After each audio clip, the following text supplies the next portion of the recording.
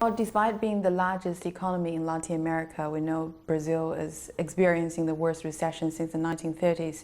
So what do strengthened ties with emerging economies mean to Brazil at this particular moment? Well, different from other kinds of crises in Brazil, this crisis is not a balance of payments crisis. It did not affect our trade relations, for example. And surprisingly so, it did not affect our capacity to attract investments as well. Despite of that, we created a number of new opportunities in terms of investments in Brazil, because the shortage of capital in Brazil, there were opportunities to invest in companies, in the industry and agriculture sector, and more recently, a number of opportunities for investments in infrastructure. I think that a country like China that is able to benefit from these investors, to find out the opportunities and to have a stronger presence in the Brazilian economy, it was a very significant move.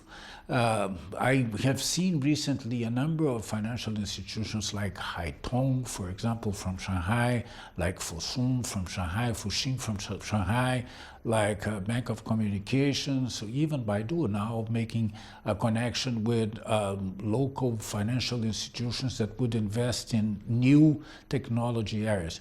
So this crisis, at the end of the day, created the opportunity for new joint ventures in the financial sector between Brazil and China. And this will have a multiplying effect in the long term. How can Brazilian companies, enterprises, and entrepreneurs better position themselves within China's economic transition? Well, there are important steps in the Chinese reality. One is growth and consumption.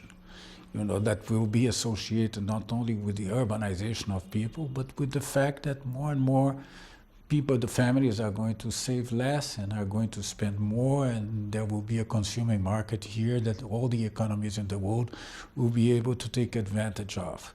The second thing is that the more China advances in its reforms, the more it gives the world the certainty that growth is going to be sustainable in the long term.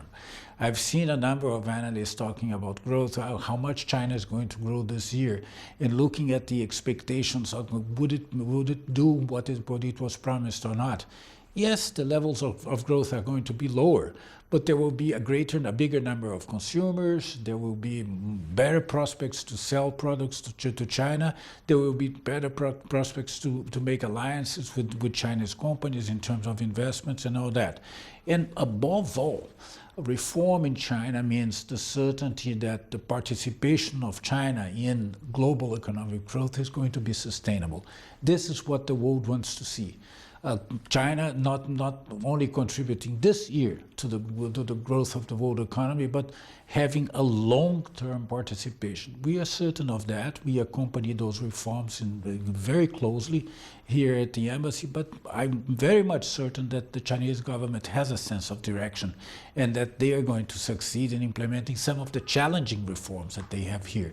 Brazil also has challenging reforms. Every country has challenging reforms.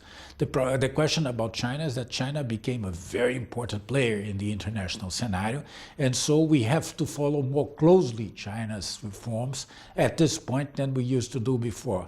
But we are very hopeful that China will succeed and the opportunities are going to be there.